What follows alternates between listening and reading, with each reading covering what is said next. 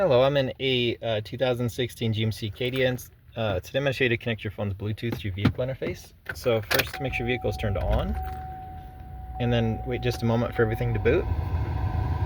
And there's a limited number of phones you can have stored in your device. You might need to delete a paired phone or replace a paired phone to add a new one. But we're going to do everything through the voice commands. So if you've got symbols like this on here, you should be able to do this. But we'll walk through the options now. Thank you. Goodbye. Ready. Pair phone. There is currently no active route. Returning to the main menu. Ready. Connect phone. Pair. Please start a search on your Bluetooth phone.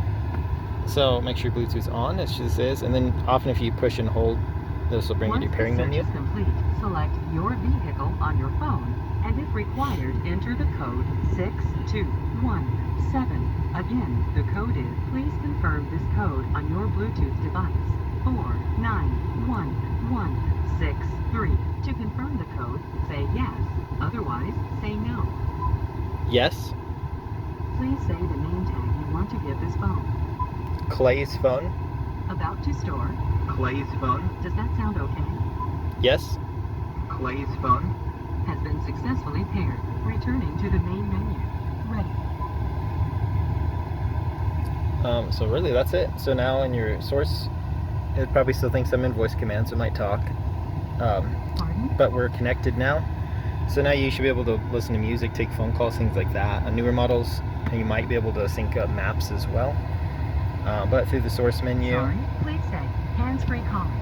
Turn-by-turn directions. Thank you. Goodbye. So I hit this to exit those voice commands. But if you scroll through all your source options, you can typically find where your music would be. So to double check that's working, make sure that you've got music playing from your phone.